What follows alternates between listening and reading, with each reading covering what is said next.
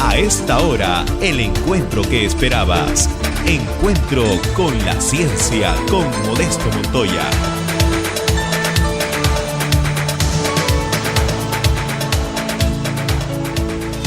Tout d'abord, merci aux organisateurs pour l'invitation. Pour laissez-vous parler du contrôle de l'émission spontanée de nanocristaux colloïdaux à l'aide de structures plasmoniques, donc de structures métalliques. Donc les travaux que je vais vous présenter ici sont le résultat d'une collaboration donc, entre le groupe d'études de la matière condensée à Versailles, un laboratoire de Dijon et un laboratoire aussi à Paris, juste à côté d'ici, à l'ESPCI. Donc rapidement le plan de l'exposé, je vais vous parler de nanocristaux colloïdaux, donc des objets réalisés par synthèse chimique. Je vous présenterai rapidement leurs propriétés fondamentales. Les structures plasmoniques qu'on a utilisées, en particulier des réseaux métalliques adaptés à l'émission des nanocristaux. Je vous parlerai un peu aussi de dispositifs expérimentaux. Et puis, deux grandes catégories de résultats, le contrôle de l'émission spontanée des nanocristaux à température ambiante, et puis des résultats concernant le couplage des nanocristaux avec des structures plasmoniques, et ce à basse température, pour voir comment on peut en particulier abaisser les pertes dans le métal, les pertes par effet Joule, donc qui nous embêtent du point de vue de l'optique. Alors, les nanocristaux colloïdaux, qu'est-ce que c'est? C'est des boîtes quantiques, donc des structures cristallines, synthétisées par voie chimique, donc au LPEM à l'ESPCI, un cœur de sélénium de cadmium, et puis une coquille épaisse qui va protéger ce cœur, de façon à passiver en particulier les pièges de surface, et de façon à rendre donc, ces nanocristaux bien brillants du point de vue de l'optique, avec une efficacité quantique radiative importante. Donc, typiquement, les dimensions, c'est 3 nanomètres pour le cœur, des épaisseurs de coquille de l'ordre de 5 nanomètres. Et du fait de ces dimensions nanométriques, en fait, on a une discrétisation par confinement quantique, on a une discrétisation des niveaux d'énergie des électrons et des trous dans bande de valence et bande de combustion.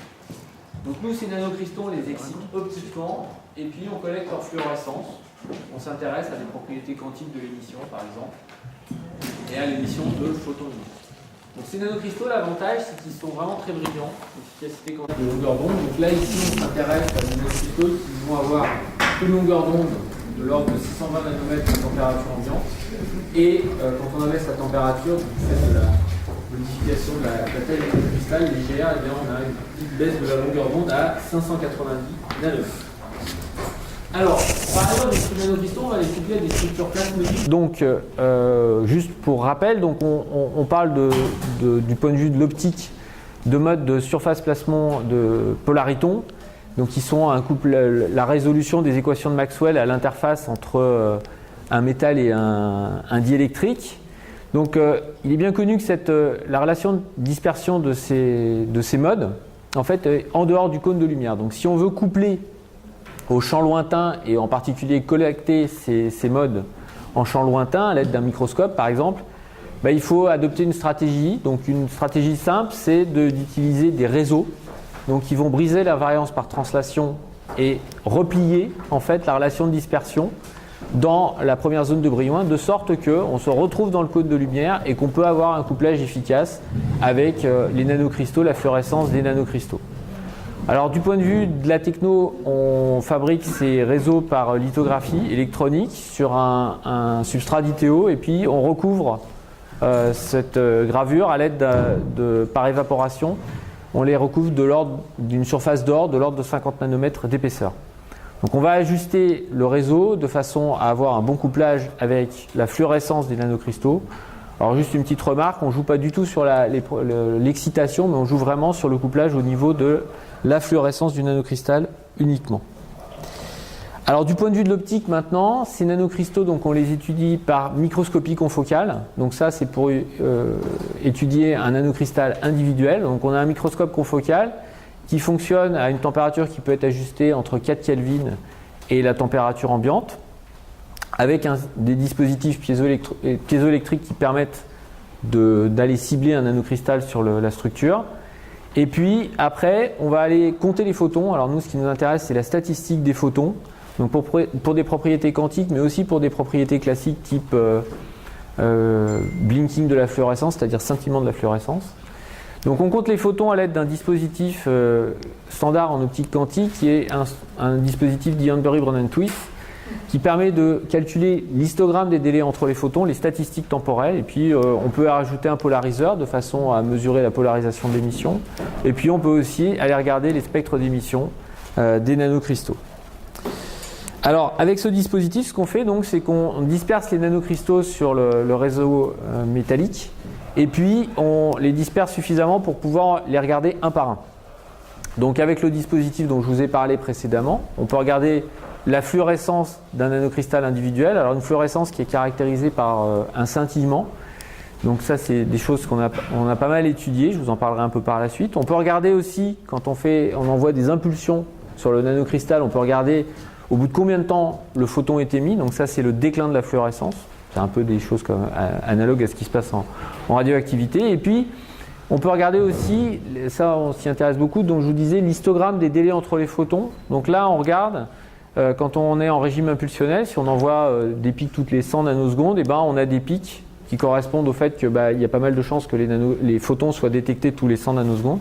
Et puis, si on a l'émission de photons uniques, eh bien, ce qu'on montre, c'est que, évidemment, il n'y a pas de perte de photons sur des délais extrêmement courts. Donc là, on peut le montrer avec ce diagramme. Et puis ce diagramme aussi permet de regarder en fait la statistique des photons et en particulier les propriétés du scintillement.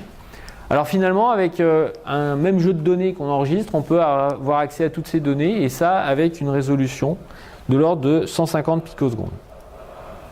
Donc je termine la première partie. Là, la deuxième partie, donc, ça concerne le couplage des nanocristaux avec les réseaux métalliques dont je vous parlais. Donc c'est des réseaux dont on a ajusté la dimension donc en jouant sur la taille des ridges et puis l'écart entre les ridges. Et puis la première manip qu'on peut faire, c'est déjà de regarder ce qui se passe en optique de Fourier de façon à, alors sans rentrer trop dans les détails techniques d'optique, mais en gros regarder le diagramme de rayonnement du nanocristal et voir que le réseau va nous rediriger le diagramme de rayonnement du nanocristal dans une zone dans le plan de Fourier qui est efficace du point de vue de la collection. Donc ce qu'on fait, c'est qu'on a regardé en fonction des dimensions du réseau, en fonction des ridges, on peut en fait ajuster les structures de sorte qu'on collecte de façon très efficace l'émission du nanocristal. Et ça, peu importe la position du nanocristal sur le réseau. Donc ça, c'est important en plasmonique parce qu'il y a souvent dans les placements des problèmes de positionnement de l'émetteur par rapport aux structures plasmoniques. Donc là, avec ce système-là, on peut relaxer cette contrainte-là. Donc là, le premier résultat, c'est qu'on augmente l'efficacité de collection. Deuxième résultat, c'est qu'on peut contrôler aussi la polarisation de l'émission. Alors là, l'idée, c'est qu'un nanocristal, quand vous regardez ce que c'est du point de vue de l'émission, ça peut être bien modélisé par un système de deux dipôles qui sont situés orthogonalement à l'axe cristallographique de la structure, l'axe C. De sorte que si on dépose un nanocristal sur une surface d'or plane, en fait, le diagramme, donc ça c'est des diagrammes de polarisation pour regarder la polarisation, le taux de polarisation linéaire de l'émission, en fait, il dépend de l'orientation du nanocristal. Donc suivant par exemple s'il est dans une position où l'axe est perpendiculaire, par exemple, l'axe C est perpendiculaire à la surface, on a un diagramme de rayonnement isotrope. Alors l'avantage du réseau maintenant, c'est que si on dépose le nanocristal, peu importe en fait sa position et son orientation, en fait on a quelque chose qui est vraiment très polarisé, donc dans cette direction-ci, et ça peu importe l'orientation et la position du nanocristal. Donc ça c'est important du point de vue d'application, par exemple en optique quantique, quand on commence à coder l'information sur des degrés de liberté type polarisation. Alors autre chose aussi, c'est qu'on a regardé, pour aller un peu plus loin, on peut regarder le taux de polarisation en fonction du nanocristal. Donc c'est un peu le même résultat que précédemment, c'est-à-dire que si on regarde un nanocristal déposé sur une couche d'or plane, on a une polarisation qui est vraiment dépendante du nanocristal et puis avec un taux de polarisation qui est assez faible. Maintenant, si le nanocristal est bien couplé, le taux de polarisation est très important et ne dépend plus du nanocristal et est vraiment fixé par le réseau. Alors après, là, ce qu'on voit, ces points rouges, c'est qu'on a quand même des nanocristaux qui se couplent plutôt moins bien, et ça, c'est parce que simplement leur longueur d'onde est un peu décalée par rapport à la structure du réseau. Donc le couplage est plus faible. Alors on peut regarder aussi l'importance du couplage en allant regarder la durée de vie d'émission. Donc si le nanocristal est bien couplé, il va être accéléré par les modes plasmon. Et donc là, on voit que non seulement il est bien polarisé, mais en plus, la durée de vie devient courte. Voilà, alors après on peut aller regarder une propriété aussi importante qui est le problème du scintillement de la fluorescence des nanocristaux. Alors ces nanocristaux en fait ils ne brillent pas tout le temps quand ils sont par exemple quand on le dépose sur du verre. Et ça on peut le caractériser donc par des courbes de fluorescence de ce type là, mais on peut regarder aussi la fonction d'autocorrélation. Alors pourquoi ? Parce que si on regarde des photons qui sont émis ici dans des paquets, ça veut dire que votre émission elle va être par paquet, donc que votre statistique des photons va être super poissonienne. C'est-à-dire qu'il n'y a plus d'indépendance des événements, donc on fait des paquets. Donc quand on est sur du verre, et là la fonction d'autocorrélation, son intérêt c'est qu'on peut regarder sur des temps courts, là on est de l'ordre de la microseconde, sur du verre on a un groupement de photons qui traduit ce phénomène de scintillement en fait aux échelles de temps rapides. Maintenant si on dépose le nanocristal, en fait on favorise l'émission par rapport au processus qui amène en fait au scintillement du nanocristal. Donc on favorise l'émission et donc la fonction de l'autocorrélation devient vraiment plate, égale à 1. Et donc ça veut dire qu'on a pu battre le problème du scintillement des nanocristaux. Donc ça c'était une version nanocristal individuelle. Alors on est allé regarder aussi ce qu'on peut faire au niveau de structures un peu plus orientées photoniques. Donc là on n'est pas au niveau du quantum dot, donc individuel, du nanocristal individuel. Ici, on a vraiment un cluster, plusieurs centaines de nanocristaux, avec lesquels, qu'on excite optiquement et avec lesquels on va, ils sont déposés ici sur un film d'or, on va aller regarder comment on peut collecter le plasmon qui est excité par ce paquet de nanocristaux. Alors, l'idée, c'est d'aller vers des structures hybrides, en fait, avec des guides photoniques et des structures métalliques. Donc ça, a priori, c'est pas évident parce que vous avez souvent un écart important dans les indices de réfraction des structures, ce qui fait qu'a priori vous avez un mauvais couplage pour collecter avec votre guide photonique. Donc vous avez ici un guide en diélectrique, c'est du TiO2. Et ce qu'on peut montrer, c'est qu'en fait en ajustant les dimensions en fait entre l'écart entre le guide par exemple et puis à la fois en hauteur ici et en distance, et puis en jouant sur la forme du guide photonique ici en TiO2, on peut augmenter de façon très importante le couplage. Donc ça veut dire qu'on peut faire des structures hybrides et aller vers la récupération vraiment efficace dans des structures photoniques standards des modes plasmon qui sont ici non couplés en champ lointain pour des films métalliques. Voilà, ça c'était la partie à température ambiante. Maintenant je vais vous parler du couplage des nanocristaux à 4K. Alors pourquoi on s'intéresse à ça ? C'est parce que quand vous couplez des nanocristaux à des structures plasmoniques, les plasmons c'est bien, ça accélère, mais dans le domaine de l'optique, aux longueurs d'onde type longueur d'onde visible, vous avez beaucoup de pertes. Donc là on commence à essayer d'adopter des stratégies pour diminuer ces pertes. Et une première stratégie en fait qu'on a mis en place ici, c'est d'aller regarder ce qui se passe quand on est à basse température, pour diminuer les pertes par effet Joule. Ces pertes optiques, elles sont liées aux pertes par effet Joule dans l'or. Donc là, on s'est intéressé d'abord à un système simple, qui est juste un film plan. Ce système simple, l'avantage, c'est qu'on va pouvoir vraiment modéliser le couplage entre le nanocristal et la structure métallique. Donc, une première façon d'illustrer ces pertes, en fait, c'est à travers le taux d'émission spontanée. Parce que ce taux d'émission spontanée, il est réglé par tous les canaux de désexcitation du nanocristal quand vous avez excité optiquement ce nanocristal. Et donc vous avez à la fois la partie radiative qui vous intéresse, et puis vous voyez aussi au niveau de la règle d'or de Fermi, le taux de désexcitation, il est donné aussi par les canaux de désexcitation non radiatifs. Alors on peut montrer aussi que ces pertes, vous les retrouvez quand vous excitez un mode plasmon. Donc un mode plasmon, c'est à l'interface or-air. Alors or vide ici pour le coup, quand vous êtes à basse température, en fait c'est des structures comme ça avec un déclin exponentiel. Donc vous avez une longueur de propagation de vos plasmons, et cette longueur de propagation qui est liée aux pertes, elle va être liée aussi du point de vue un peu plus macroscopique à la constante diélectrique de votre métal, donc le epsilon qui est ici. Alors l'avantage du système, comme je vous le disais, c'est qu'on va pouvoir tout modéliser, à la fois cette partie-là et à la fois cette longueur de propagation en fonction de la constante diélectrique du métal. Alors premiers résultats expérimentaux quand vous couplez votre nanocristal. Donc vous pouvez le coupler soit sur votre film, soit à température ambiante sur du verre, soit à froid. toujours sur du verre. Et puis, vous pouvez faire la même chose sur de l'or. Et puis, vous comparez le taux de désexcitation, donc la vitesse à laquelle il émet ses photons, à température ambiante, à 4 Kelvin, sur l'or et sur le verre. Donc, à partir de là, vous pouvez calculer ce qu'on appelle en optique quantique un facteur de Purcell, c'est-à-dire le rapport du taux de désexcitation quand vous êtes sur l'or par rapport à votre référence ici qui est le verre. Donc, ce que vous voyez, c'est qu'il émet beaucoup plus vite sur l'or que sur le verre. Donc ça c'est attendu, et puis d'autant plus que vous êtes à température ambiante par rapport à la température cryogénique.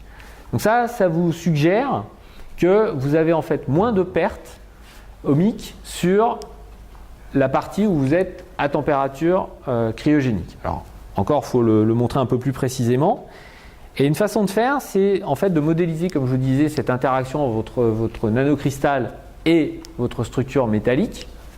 Donc vous prenez votre nanocristal, vous le considérez comme un dipôle 2D comme je vous ai dit tout à l'heure, et puis là vous pouvez calculer en valeur moyenne le taux avec lequel l'or va accélérer l'émission du nanocristal. Et puis ça, vous pouvez le faire du point de vue modélisation, le facteur d'exaltation, vous pouvez le calculer en tenant compte des facteurs d'optique standard qu'on appelle les coefficients de Fresnel, donc c'est les affaires de réflexion des couches. Donc on prend en compte l'or, le verre, et puis on va aussi mesurer indépendamment la constante diélectrique de l'or. Alors ça on le fait par ellipsométrie, on modélise la constante diélectrique de l'or à l'aide d'un modèle de Drude, donc bon ça c'est un point un peu technique, mais en ayant cette mesure indépendante en fait et en injectant ça dans le modèle, on peut avoir accès au taux d'exaltation qu'on attend de l'émission spontanée, donc comparé aux résultats expérimentaux. Et donc ce qu'on voit, c'est qu'effectivement, les simulations que vous pouvez faire du taux d'exaltation de l'émission spontanée, en fait, vous obtenez à 300 Kelvin, effectivement, un taux qui est plus fort qu'à 4 Kelvin. Et puis, vous avez des valeurs qui sont proches des valeurs que vous attendez. Vous avez des valeurs proches, des valeurs que vous obtenez expérimentalement.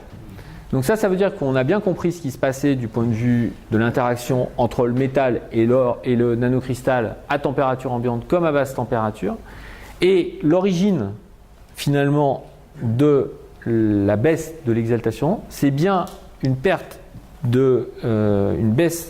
de l'effet Joule à basse température.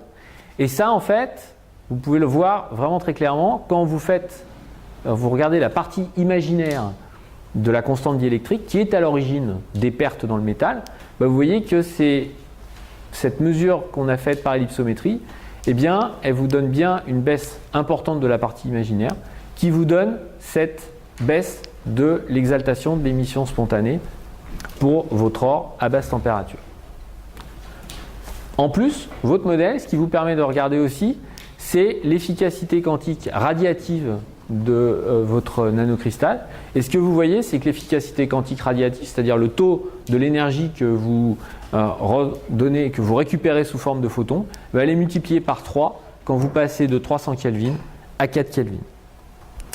Voilà, donc la conclusion de ces travaux en fait, qu'on fait en optique sur le couplage entre ces boîtes quantiques réalisées par synthèse chimique et puis les structures plasmoniques, c'est qu'à 300 Kelvin, ça vous donne un système qui est efficace du point de vue du contrôle de la polarisation, du point de vue du contrôle du taux d'émission spontanée, et puis en jouant sur la géométrie des structures métalliques, vous pouvez relaxer les problèmes de contrainte en termes de position, donc ça vous donne des systèmes efficaces. Alors l'avantage aussi des nanocristaux qu'on a ici, c'est que c'est des nanocristaux avec une couche épaisse, et donc ça veut dire que d'emblée déjà, vous n'avez quand même pas des problèmes qui sont souvent évoqués dans la plasmonique, de problèmes de quenching de fluorescence, où quand vous mettez l'émetteur trop près, directement vous perdez toute l'émission par effet Joule. Alors ce qu'on montre aussi ici, c'est que pour abaisser les pertes par effet Joule dans ces systèmes-là, alors évidemment vous pouvez déjà jouer sur la structure, vous pouvez jouer aussi sur la rugosité du film, mais après si vous voulez vraiment aller faire des expériences d'optique quantique à basse température et donc là vous avez besoin de collecter les photons efficacement, vous pouvez donc effectivement jouer sur la température pour abaisser les pertes par effet Joule et donc vous tourner vers une efficacité de collection des photons uniques qui est plus importante. Voilà, j'en ai fini sur cette présentation et puis je vous remercie pour votre attention.